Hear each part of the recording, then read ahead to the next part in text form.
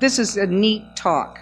This is something that has happened to a lot of people I personally know, and she's going to help talk us through it. So I'd like you to please welcome Dr. Laurie Degernes.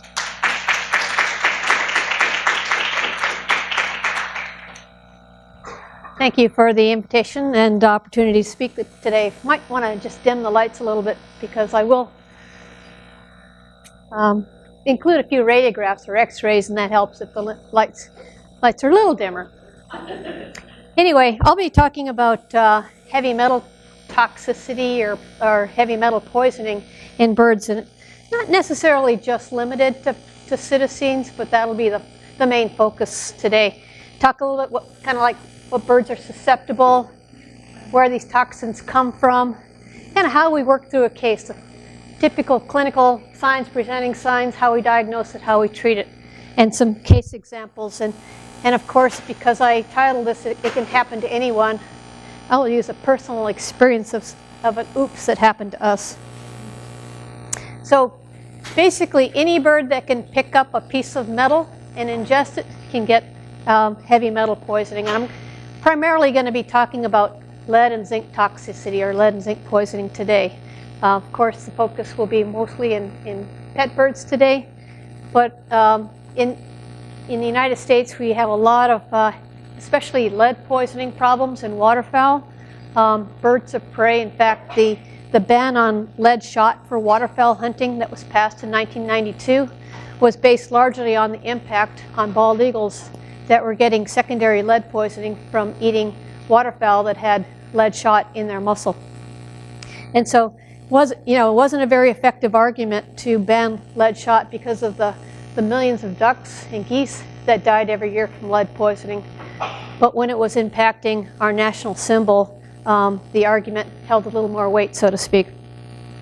But we still have a lot of problems with lead poisoning in our waterfowl, even with the ban on lead shot. And again, I guess currently the California Condor project would be another example of lead poisoning, and it's a chronic problem with lead shrapnel in the gut piles left by hunters or from. They do a lot of varmint shooting in the West, so shooting ground squirrels and coyotes and things like that, and leaving the bodies with the lead present. The California condors are getting a lot of secondary lead poisoning. In the home, classic examples would be any kind of a stained glass that's made with lead foil, Tiffany lamps, things like that. Lead paint, especially older homes with paint from the 1950s and 60s. If you're a cognac drinker, sometimes the lead foil or the foil on those cognac bottles is lead. Curtain weights, a lot of times it's a cheap metal, it's heavy, malleable, makes a nice little curtain weight. And then even in a lot of the children's toys, so it's out there and it's ubiquitous. In our environment, lead shot, again, talked about that as an example in waterfowl poisoning. This is an example of some lead shot that was removed from a lead poisoned trumpeter swan. This is an example of how these waterfowl pick up lead shot when they're tipping up and bottom feeding, sifting through the aquatic vegetation and mud, maybe picking up, inadvertently picking up grit and gravel to aid in digestion. They're picking up lead shot instead. In the Northeast and also in the Midwest, lead poisoned birds like common loons from fishing sinkers and lead jigs on fishing lures is a big problem. And then, as I mentioned, secondary lead poisoning in bald eagles. We're still a big problem with bald eagles, especially in the Midwest, getting lead poisoning from gut piles left behind by hunters. If they're using the non-toxic ammunition, we don't see the problem. It's just with the toxic lead types of ammunition. So, kind of generally speaking, whether it's a parrot or a bald eagle or a condor, it's fairly non-specific clinical signs. It's weight loss, anorexia, weakness. A lot of times these birds, at least on presentations as shown here with the trumpeter swans, will have difficulty in standing, have difficulty in flying. We'll see these kind kind of green-stained urates on the tail feathers, on the wing, on the ventral abdomen. And as they become more chronically affected, we'll see neurologic signs. And if you were in the avian bornovirus presentation that Dr. Hoppus gave earlier, clinical signs are not that different. You know, ataxia, sort of this weakness, wobbliness, head tremors, partial or total paralysis, and seizures can be symptomatic for a lot of diseases that can affect the nervous system. So when we're trying to diagnose this problem, it helps to have history. We use history a lot. So, for example, when I was still in Minnesota prior to coming here in 1990, we had a big problem with lead poisoning in trumpeter swans over a couple of winters. And so we knew historically that there was a problem, an ongoing problem, when they brought birds in that were weak and ataxic and showing these sort of green-stained feathers. You know, sort of our knee-jerk response was their lead poisoning. It's just a matter of, you know, how bad. But we don't always have the benefit of that kind of history. So we use a combination of things, not the least of which is X-rays. This is an X-ray of a parrot where the head is off to the left, off the view, wings are up above, and the tail is off to the right. And in the area of the ventriculus, the gizzard, that's where grit, gravel, stones, metal will sit. And the ventriculus is a grinding organ. It's part of the GI tract that's very effective in helping grind up coarse food, especially in birds like parrots and poultry species that might eat a coarser diet. And of course, lead being a soft metal is ground up quite nicely. And in that acid environment, it's ground up, it goes into solution, and it gets absorbed. One thing to keep in mind, and I try to remind everybody every time I show them a picture of a bird with metal fragments in the area of the ventriculus, is we can't diagnose lead poisoning on the basis of this. All I can say is that's metal. I can't tell you that it's lead. I can't tell you if it's zinc. Could be aluminum. It could be anything. And how I know that's metal instead of bone is just the relative opacity, denseness, if you will, of that those fragments compared to something that I know is mineral opacity, or the bones. We also can certainly run blood lead tests. We'll run that on whole blood samples, or basically not a plasma sample, but a heparinized blood sample, and anything over 0.2 parts per million is considered elevated or beyond background levels. I would wager that in our environment, most of us would have almost an undetectable level of lead now that we've banned lead in our gasoline, for example, unless there's some other industrial source in our environments. And that should be the same with our birds. In really chronic cases, sometimes we'll see anemia as well, and that's because lead impacts the production of red blood cells at a couple places in the hemoglobin synthesis cascade. So when I'm treating these birds, even before I have a definitive diagnosis of lead poisoning, and sometimes it might take 3 to 5 days to get the results back from a commercial lab. If I have a bird that fits the clinical signs, has metal fragments in the ventriculus, and my index of suspicion is very high for lead or zinc poisoning, I'm going to go ahead and treat them while I'm waiting for results. I'd rather go ahead and start treatment and then find out, oh, well, I was wrong and it was something else. It's a lot of times you don't have the luxury of waiting 3 to 5 days for your results to implement treatment. So my treatment is really 3 parts. It's supportive care. That's really the most important part. If you went to Dr. Burkett's talk this morning, he was talking about avian first aid. He talked about different aspects of supportive care. We'll talk a little bit about that. Chelation is the specific treatment that we use for heavy metals, and it's basically the drugs we use will bind the lead or the zinc that's circulating, and in this bound form it's eliminated by way of the kidneys. And then if there's still lead in the stomach, in the ventriculus, we need to get the lead out some way. Because as long as it's there, despite our attempts to treat with chelation, we're going to have ongoing absorption and ongoing lead poisoning. So we really need to get the lead out too. So supportive care, just like I would with any kind of generic sick birds problem, provide fluids, get them on a good plane of nutrition. A lot of these birds are anorexic. They may be vomiting as well, so if I'm giving them oral nutrition, I might have to start at a kind of a lower volume and build up as I'm sort of providing supportive care. Lead can be immunosuppressive, so I'm always concerned about secondary problems with bacterial and fungal infections. And fungal infections more so in certain species of birds that are prone to secondary fungal infections, especially in wild birds. So when I'm treating birds of prey, when I'm treating trumpeter swans, for example, I always treat them with antifungals too, because the stress of treatment, stress of captivity sets them up for secondary aspergillosis. So I'm kind of addressing that as a secondary complication of what we're doing in the clinic, and provide some supportive heat. There's a lot of drugs that are out there for chelation.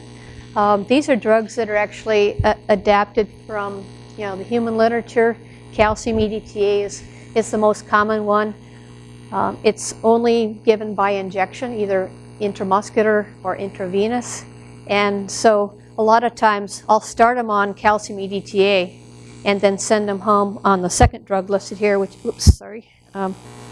dimercaptosuccinic acid, or DMSA, and Suxamer is one of the common trade names, which is an oral drug and can be compounded to make the drug delivery a little bit simpler. We can come up with a dose and a volume that's specific for that bird with some flavoring that we hope would be more palatable for the bird. So I'll usually start them on injectable calcium EDTA, especially if they're vomiting, because we don't want to give them something orally that's just going to get vomited back up. And then I'll send them home on the DMSA. And the duration of treatment really depends on what we're starting with. So it could be a week, and sometimes as long as 3 or 4 weeks. And the one thing about these drugs right now is that they're fairly expensive, and that's definitely a drawback. There's been a lot of challenges in getting our hands on some drugs. So for a while there, it was difficult to get our hands on the calcium EDTA, but I think it's readily available right now. But it's still a fairly expensive drug, although that's it's relatively inexpensive to treat a 250 or 500 gram parrot compared to a 30-pound trumpeter swan or a 100-pound Newfoundland or something, or I guess that would be a small Newfie.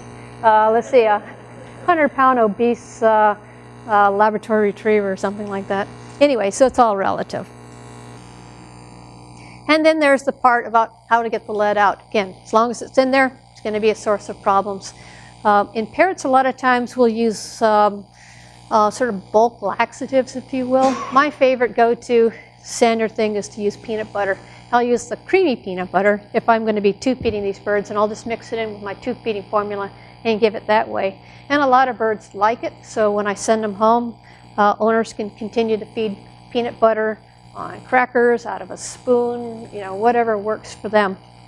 And that helps to, it helps to kind of like push the lead out. Now, does it work in every case, and does it work effectively and quickly? Not necessarily, but it's one thing to try. We can also try things like Metamucil to help as a bulk laxative to sort of push the lead out. And I'll do that if I've got just a few fragments. Now this is, on the lower left is a radiograph of a trumpeter swan that had multiple lead shot in the area of the ventriculus.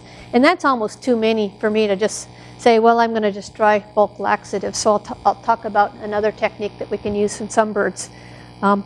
Occasionally we can use endoscopy, where we'll, especially in parrots, go down and retrieve 1 or 2 pieces. But some of these fragments are fairly large, but it's like trying to find a needle in the haystack when you're actually in the ventriculus, because there's a lot of nooks and crannies and crevices and it can be quite challenging to actually find them. I'll show you some examples of gastric lavage, which is a non-invasive means of flushing lead out, and then as a very last resort, surgery. So with parrots, as you know, they have a complex crop, and so to actually run an endoscope, at least a rigid endoscope, down into the proventriculus and ventriculus is challenging. We'll anesthetize them and make an incision in the crop and use that as our access point, because to go from the oral cavity into the crop, kind of go around the corner and down into the proventriculus ventriculus is somewhat challenging with a rigid endoscope. So it complicates it a little bit to do basically crop surgery, but then as an access point down into the proventriculus and ventriculus. And that's an option in some cases.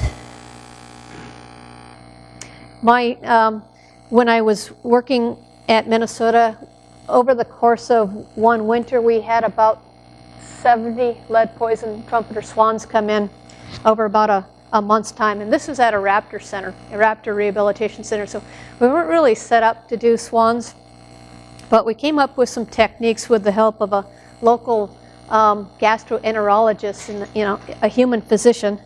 And he brought over a used colonoscope. And I guess he wasn't using it on his human patients, and we needed something that was about 1 meter long for these large birds. And what we found is that we would anesthetize them, tape them to a surgery table, and then put a tube in their trachea to maintain their anesthesia, and then use a combination of water pressure, or water and gravity. We would pump a large amount of warm water into their proventriculus and ventriculus to flush the lead out. And there was an awful lot of sand and gravel and grit in there too. So we were able to kind of like clean out their system, so to speak, pretty well with gastric lavage. And what made it a little bit more feasible in these birds as compared to the parrot species and also columbiforms with a complex crop is that they have really, I don't even know if I would really call it a crop. If they do, it's just kind of a mild fusiform crop at the base of their esophagus before it goes into their thoracic cavity. And so it's kind of a straight shot down. And with water pressure and gravity, we could flush a lot of the lead shot. And then we would x-ray them, see if we'd gotten all the lead out. And if necessary, we would follow up with endoscopy to go in and pick out sometimes a residual piece or two. And that was a pretty good technique that worked in waterfowl. I've only done ventriculotomy, or basically surgery to enter the ventriculus, in one parrot. And that was a parrot that got into the mother lode of lead. And in fact, this pretty much fills the interior of that, the interior of that ventriculus of the gizzard. I was afraid. Now the owner recognized what had happened and brought him in right away, and he was actually asymptomatic, which was surprising. Of course, she brought him in within 24 hours of him getting into this lead, and we knew it was lead because she brought in the offending parts, and I'll talk about that in a separate case. But anyway, I was afraid that if we did the chelation and the conservative peanut butter and Metamucil, that he would get too sick too quickly. And so I did do surgery on him. It's really what I consider a last resort. I don't think it's a good idea. I think these birds, the risk of surgery really is high. We have to kind of really balance the pros and cons. And it was way too many fragments to try to do endoscopy, where you have to go in piece, one at a time, piece by piece, and try to find them. So this is the one parrot case that I've done surgery on, and he did quite well as a result of that.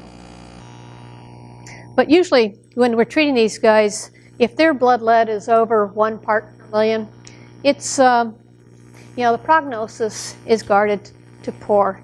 I figure it's usually fairly good if it's under 1 part per million, and it sort of depends on their presenting signs. So they've come in and they're really weak, and they've got head tremors, and they're having a hard time standing. They really have advanced neurologic signs. the prognosis for successfully treating these birds is not that great. And also, you know, when we're radiographing these birds, one thing to note, and I forgot to mention this when I showed you that earlier radiograph, is that they can have an enlarged proventriculus. So like avian bornovirus, it can cause proventricular enlargement because it's a neurologic toxin that affects the nerves to that part of the GI tract. And so when we're radiographing these birds and they have a large proventriculus, and we, you know, maybe we suspect, or maybe at some point we've diagnosed lead poisoning, in the back of my mind I'm thinking, okay, I know lead poisoning can cause big proventriculus, but I don't want to overlook the possibility that this bird could also have avian bornovirus and PDD. So keep that in mind. We can have enlarged proventriculus and it can be caused by a lot of different things, so it's not always what you think. Sometimes we make our diagnosis with the ultimate diagnostic test, which is necropsy. And these are images of swans. I was asked to help with an outbreak of lead poisoning in the Pacific Northwest around 2000, 2001, where they were losing about 200 to 300 trumpeter swans every year to lead poisoning. So I went out there a couple years with vet students and we did lots of necropsies, and so we got to see lots of examples of lead poisoning. You know, very dilated proventriculus. So just to give you sort of a relative idea, this is the heart, this is the proventriculus, and it's probably dilated about 25-fold at least. And that's well, not necessarily something you have every day, but it's a scalpel handle. So just for a relative idea, it's probably about at most a half an inch wide. So it's a very, very enlarged proventriculus. And sometimes these swans would have proventricular enlargement, and they'd have an impaction that would go all the way up to the oral cavity, because they'd keep eating, but you know, sort of the feedback mechanism that tells them that they're full, is awry. So we see a lot of different problems at necropsy. And I think what I'm going to do at this point is sort of compare and contrast lead and zinc. And the nice thing is, you know, if there was a pop quiz at the end and you weren't sure and you answered one or the other, you'd probably be right, because there's an awful lot of similarities in terms of their presenting signs, how we treat them, how we manage them between the two. And in fact, if I'm dealing with a heavy metal poisoning and I have x-rays and I know they've got metal and I really think it's one or the other, it doesn't really matter right up front which one it is, because I'm going to treat them the same way. Ultimately, you know, how long I treat them and everything else might vary a little bit between lead and zinc, but for the initial supportive care, it's going to be the same. As far as sources of zinc, we got that just about everywhere in our environment. Some of the lower quality galvanized wire cages, definitely a source. And if you think about galvanizing, basically it's a zinc coating, and you know, we can use galvanized wire safely in aviculture, but it's important to wire brush and make sure all the loose welds are removed as much as possible. And a lot of people will use a weak acid like vinegar to take that coating off. That white oxidized material on the surface is white rust, or basically zinc oxidized zinc. So that can be a potential source. In most of the galvanized hardware from our hardware stores have zinc in them. And while that's not, we use those frequently to attach pieces and parts in our cages, and it's not very often a problem. It can be if you've got a bird that likes to manipulate objects and likes to unscrew things and likes to mouth them, especially cockatoos like to, you know, they're always just sort of mouthing things, and so they're maybe a little bit more at risk.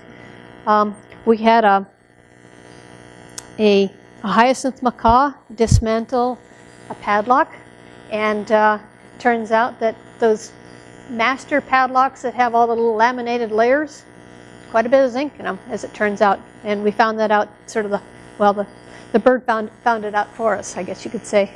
A lot of children's toys, Hot Wheels toys, lots of different toys have lots and lots of zinc because it's a cheap metal. And then costume jewelry, and pennies. And I say pennies are probably the biggest problem with aviculturists with waterfowl collections that the public visit. People love to throw coins in bodies of water, and so at the North Carolina Zoo, that's a chronic problem. They're always having to clean coins out because the waterfowl go down to the bottom and they're picking up stuff, and they'll ingest a penny like this. And it's about 97% zinc. It's just got a thin veneer of copper. So our clinical signs, very, very similar, and sort of academic at that point. Very similar presenting signs. Our treatment is also very similar. The biggest difference between treating lead and treating zinc is that lead can be stored long-term in bones and soft tissue. And so what we find is that as we're treating lead, we're chelating, basically, the lead that's in the blood. It will come out of the soft tissues in the bone, and the lead ions will come back up. So if we chelate for a while and we stop, then it kind of equilibrates from the stores in the bone and soft tissues, and we've got to treat them a little bit longer. But usually with zinc, once we have gotten the source of the zinc poisoning out of the bird, and we've chelated them to a certain point, we're good.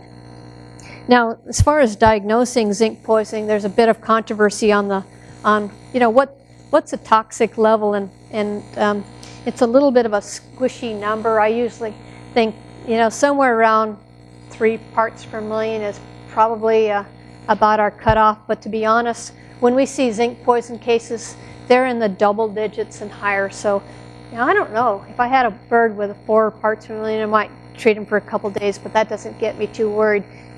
When we have birds with clinical signs, they're really quite high. This is one of our goose patients. Her name was Goose. It was an easy name to remember.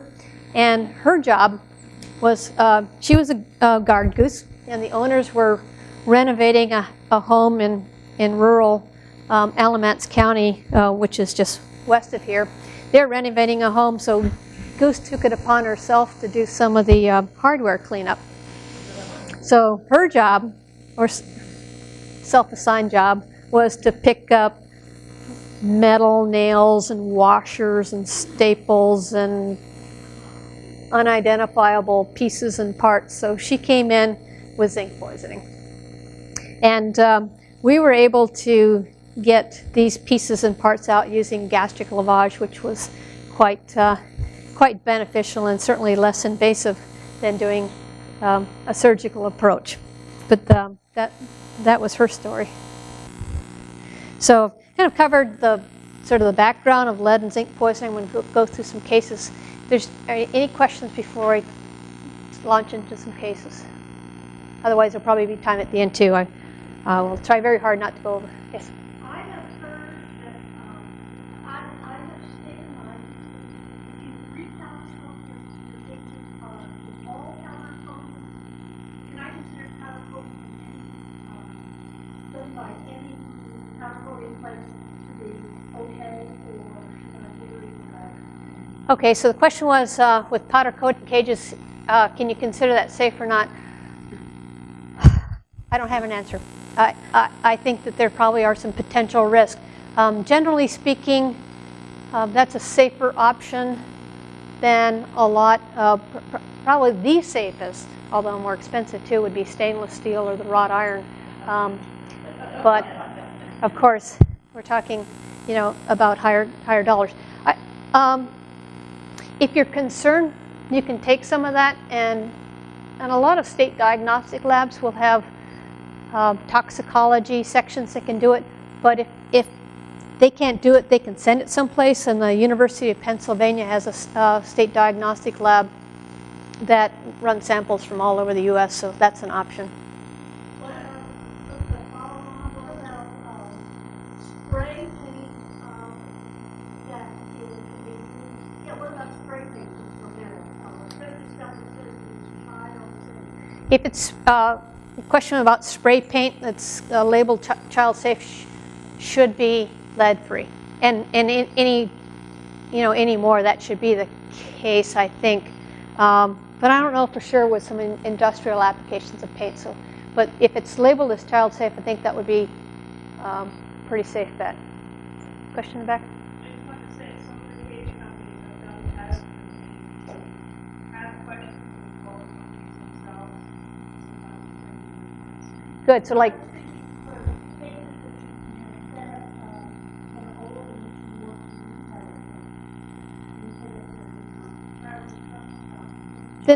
then I would sort of ask them for specs. Question. One.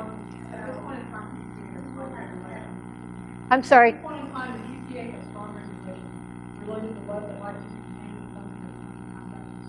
Yeah.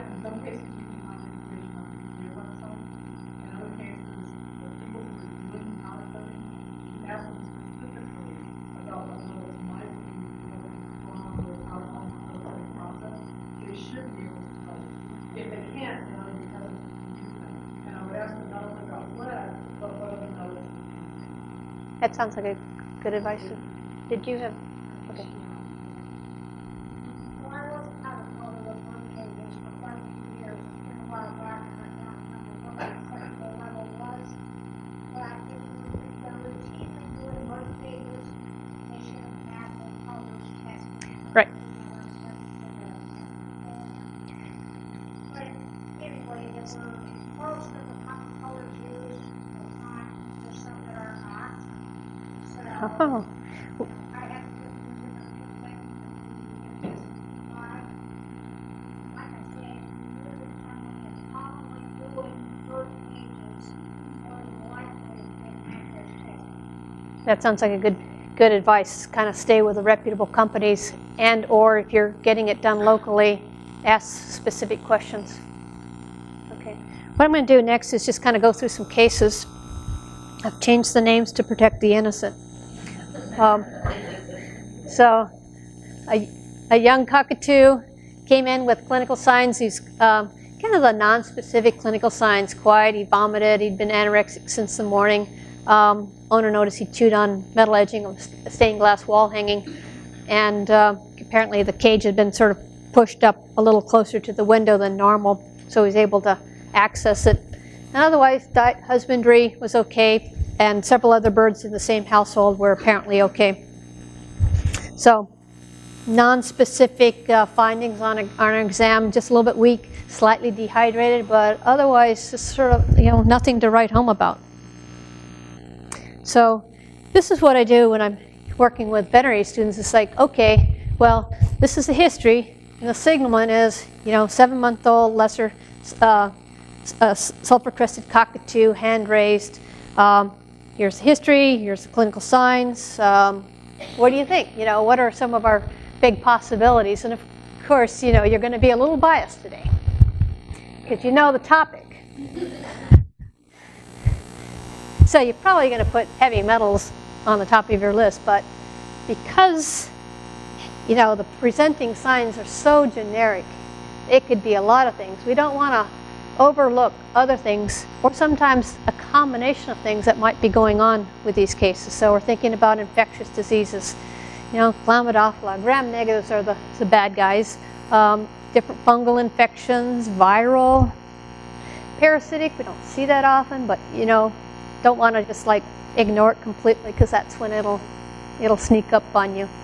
Some kind of a foreign body, something they ate that's plugging up either the proventriculus, ventriculus intestines. Cancer in a 7-month-old bird. That's why I put it lower on my list. It's probably not as likely. So it turns out that this owner had a couple birds, and so the other bird was the bird I showed you earlier with the ventriculus that was just packed solid. This bird, and she brought this stained glass wall hanging in. It was hanging on chains.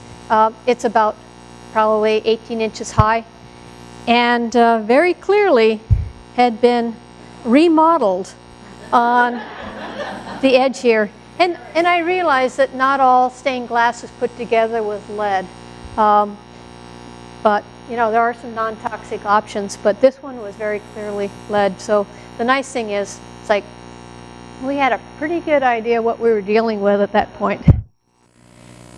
So, of course, the two birds, she brought both birds in, and we ended up doing surgery on one because I was so concerned about it, but we worked them up the same way. And I work them up as sort of a, just an overall sort of health assessment. I don't do this every time on every bird. Sometimes the size of the bird or the finances will dictate what we do. But a lot of times I'll do CBC and chemistry just to kind of get the big picture, and a cloacal culture and gram stain, which the combination actually gives me a little bit more information than one or the other. And then screen for heavy metals. In this case, we probably could have just screened for lead because we had that stained glass, but I didn't want to exclude the possibility that there's zinc too, but zinc was a little bit academic, you could say. And then radiographs, because I wanted to know like what's really going on inside. So just to kind of get you oriented, head is off to the left here and up to the top here. And we're looking at the bird with a ventral dorsal view, so the bird's left side is to our right. And the important structures to note on the lateral view be heart, liver is right in here. This is the proventriculus. It's actually a little bit dilated. So there's metal fragments both in the ventriculus. And that's not all that unusual because metal can kind of go back and forth with gastric motility. And then on the ventral dorsal view, there's metal there. So we started this bird on our supportive care, chelation, and then we started him on peanut butter. This one only had a couple fragments, or several fragments, so I wasn't going to go in and do surgery on him. And after we got started our initial treatments, we got some of our lab results back, and the heavy metals can take several days or longer to get back. So we definitely had an elevated blood-lead level, pretty high, really, considering. And everything else was within normal limits, a little bit anemic, but otherwise okay. So we treated him, stabilized him, sent him home with the oral DMSA. Owner continued peanut butter. He loved it. And then we rechecked him in a couple weeks. And a couple weeks later, everything is gone. Everything looks normal. In fact, the size of the proventriculus had returned to normal, which was a bit of a relief. And he did well. He was in a home with a breeder kept some of her birds, and he went into a breeding program later on and was a successful breeder. So, and we found that if you successfully treat these birds with lead poisoning, there's nothing to prohibit them from being reproductively sound later on in life. So, I didn't look to see what time I started. Do I have a little wiggle room, or? I try to be careful. 10 minutes? Okay, I try to stay on time and not to dip into your lunch hour, but I'll fly through these next two cases just to give you some other examples and just to kind of like show that it can happen to anyone. So this is Sheila, fairly young umbrella, came from a pet store and has been in this household for nearly 2 years. 3 days of anorexia, kind of a generic background.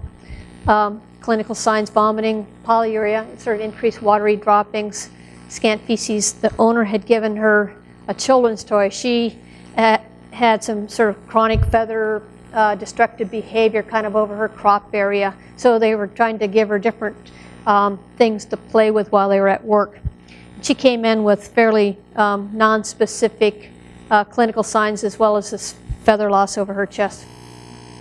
So thinking about the same things we thought about earlier, infectious disease, heavy metals, foreign bodies, and also because there's feather destructive behavior, sort of a behavioral component to that. Worked it up like we did. Actually found quite a few little pieces and parts. Again, we don't know that's metal. We know that's metal. We don't know if it's lead, zinc, or otherwise. But we were kind of concerned about that. The toy that she was given. So we started her on the treatment, and symptomatic treatment at this point with the calcium EDTA because we're concerned about heavy metal. Like I said, I'd rather go ahead and, if I have a high suspicion for heavy metal poisoning, I'll start them on calcium EDTA. I can always take it off. As long as I'm treating them appropriately with fluids, side effects of calcium EDTA are very manageable. It can be hard on the kidney, so I want to make sure we're providing a lot of fluids when we're doing this. And since we weren't really sure what's going on, we started her on Batril as well. And we put her on an oral protective coating or sucralfate. Carafate is the trade name, because that can help to sort of coat the GI tract in case there's any ulcerations, especially with zinc. Chemistries came back, and the important thing to note would be the zinc level, which was remarkably high. Yes.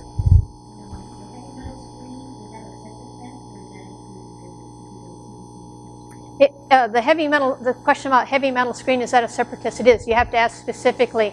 And I call it heavy metal screen, but I'm really specifically referring to lead and zinc in this case. Yeah. And sometimes we just ask for a lead level. Sometimes we just ask for zinc.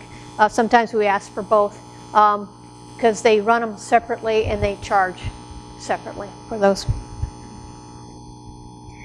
They charge dearly. No, it's not terribly expensive. It's probably around, well, depending on the veterinarian in the lab, around $50. So it's not as outrageous as some tests. So anyway, we provided supportive care, hospitalized her, and then we sent her home on DMSA, or the Suxamer, did a recheck, and this is what her sort of the area of feather loss was. So we, of course, recommended that they remove the Hot Wheels cars. In fact, we took the Hot Wheels car to the state diagnostic lab, which at that time was still doing toxicology screens here. I don't remember what the actual number was, but it was sky high. And she did just fine. So the last one is Irma. We used to have a pair of blue-fronted Amazons, and she was originally an imported bird, and sort of dubious origins. She was part of Dr. Flammer's research collection when he was doing a lot of pharmacology research with blue-fronted Amazons, orange wings, goffins, cockatoos, and African greys. But we had 2 birds that were in the ward as sort of our pets. And so she'd been in there for quite some time. There was one room that we allowed them to, she and her mate Cecil, to kind of free range during the day, just to kind of get some exercise and to kind of have fun with minimal supervision. Well, we came in one morning and sort of acute symptoms. She was vomiting, she was anorexic, and she had blood-tinged sort of watery droppings. A little bit dehydrated, so kind of put all the differentials that we talked about, and we started her on supportive care. We also radiographed her right away and saw that she had a couple metal fragments. So we're sort of scratching our heads. It's like, is this lead? Sometimes with lead, they will have these bloody droppings. We don't know why some birds show bloody droppings and most don't. We see it more often anecdotally in Amazons and cockatiels. It's like, go figure. I don't really know what it is about them. But when I see bloody droppings, that's, and if it's not related to some weird food and some kind of pigment in the diet, that's the first thing I think about is lead poisoning or some other source of hemorrhage, usually in the lower GI tract. But we did run lead levels, and it was fairly high. She was slightly anemic, but otherwise okay. So we, like I said, we did the usual supportive care, and we scoured the area. We scoured it. We thought, we had a nest box up for them that had a little bit of hardware cloth inside. We thought, well, maybe that's the source. We tested it. It wasn't. We finally found, and this isn't a great photo. This isn't the same one, but we finally found an area. We had concrete block walls. Yeah, it's university and painted block walls. And At one point in the past, there was a paper towel dispenser mounted, and of course with concrete block walls, a lot of times they'll use these lead wall anchors, and then have a screw. In this case, there was a screw and a washer, but there was and not really shown here, but the washer didn't cover up the lead anchor, so there was just enough of a veneer that and just enough of an attraction. She got over there and got some lead, and we recognized it once we saw it. We recognized it right away as the source, because if you've ever taken lead and you've used metal to scratch it, it has sort of an oxidized, sort of dull gray surface. So you scratch it, it's shiny, and so we had some shiny, sort of like a smoking gun in a way. So, like I said, it happened to us. Fortunately, we were able to treat her successfully. Eventually, we decided that it wasn't the most appropriate environment for parrots, and we rehomed them with a breeder, kind of a small aviary, and she did go on to actually successfully raise a clutch. So that's like I said, it can happen to anybody, even under the best of circumstances. It can happen to you. Yes. Yeah, I have a bird that just seems to be attracted to metal. Is there any kind of dietary deficiency that would cause that? I mean, I can put a toy in the cage, and the bird will ignore the toy, and either doesn't know what's hanging there, or if it's on a chain, it doesn't chain. So I have to avoid toys that have chains, bells, or metal hooks, and that's a whole lot of toys. Yeah. So the question was, has a bird that seems to has a preference for metal over any other toy, and is there a deficiency? I don't really know. I mean, I think we can all say that birds do develop preferences for certain things. You can get stainless steel from marine supply areas, but I mean supply places, but it would be fairly expensive. I would look. Now she started also riding around the cage. That's a recent thing. And she's got lots of working toys that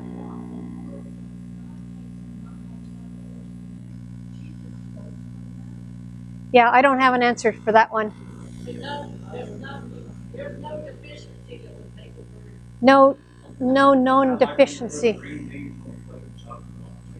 Yeah, but that doesn't mean that there isn't a deficiency. It's just not one that we can say, oh yes, that's for sure. This is what it is. Question behind you.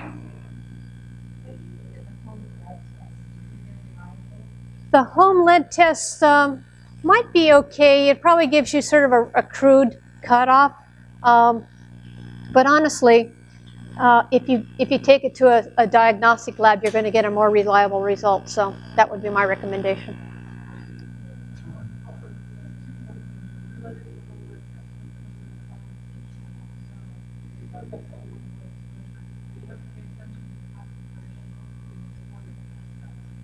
Yeah.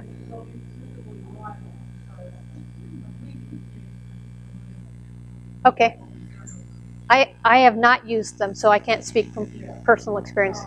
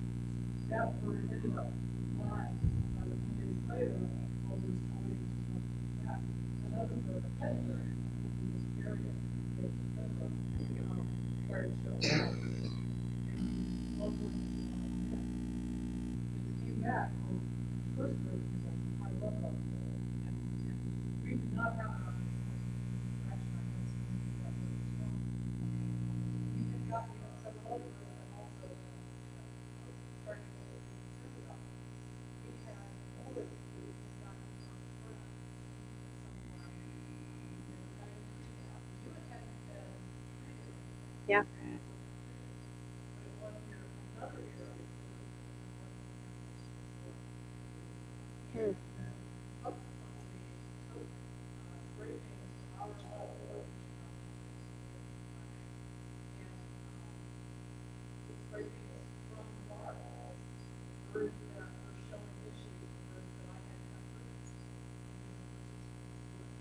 Wow.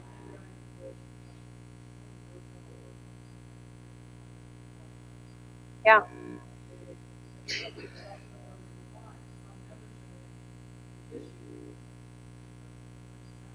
And that's really scary because, yeah.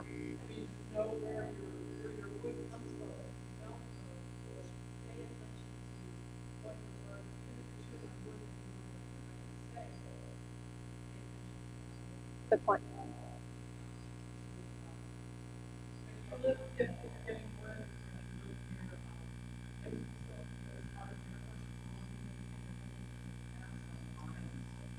Yeah. Yeah.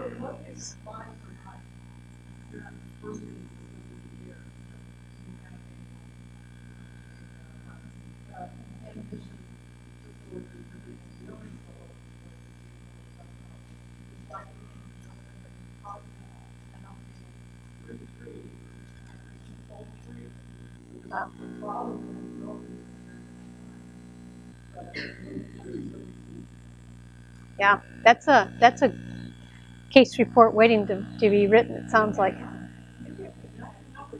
Yeah. Yeah. Sounds interesting. Do we have time? Okay. Is it possible to bird exposed to burning black plastic or plexiglass, burning really inundated with food? Is it possible to do that? The question is, you know, for a bird that's exposed to burning black plastic or other sort of burning, my concern would be respiratory disease from inhalation of who knows what. But I don't know about lead. I'm asking is, like, got to my neighbor that I know, and she picked up one of the birds, and she said, "Oh, we got lead poisoning." Okay. And I guess a tremor or a seizure or something. And she says, "So I'll write I'll get you The chelating agent. you Yes. know." And I said, I'm not doing injections without a test. Okay, no reason I have to go through this. And she said, "Okay, I'll spend your money." And it did come back positive. I had to treat. But you know, in that case, I would question whether there are other sources of lead as well. Like I said, it can happen. There's a lot of sources.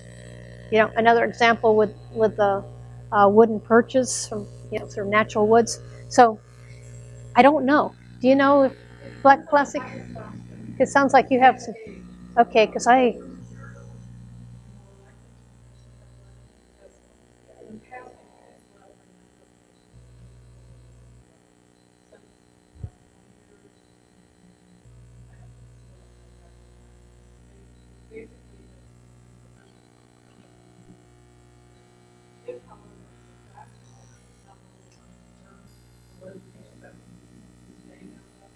Well, it's just that black sheet of plastic people grab it.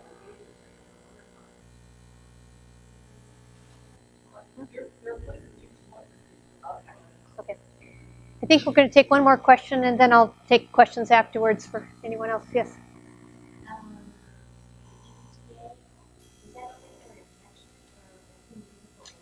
The question about calcium mediate, that's only for injection, either intramuscular or IV. It won't be effective orally, at least in the forms.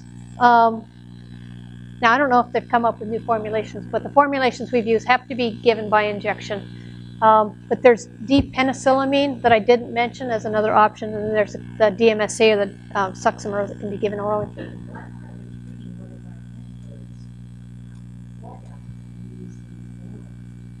I would go back and ask about that. I know some people have used it orally for the lead that's in the GI tract, but I don't think that's an effective technique. And so if you're really treating a lead poisoning case with calcium mediate, it should be given by injection. And actually the birds tolerate that injection pretty well, so it's a pretty small volume, you know. And some of our breeders say, I'd rather give an injection than oral, so I mean, it's a judgment call. Yeah, but I would go back and ask about that. Yeah. All right, thank you. Thank you. Back to Laurie.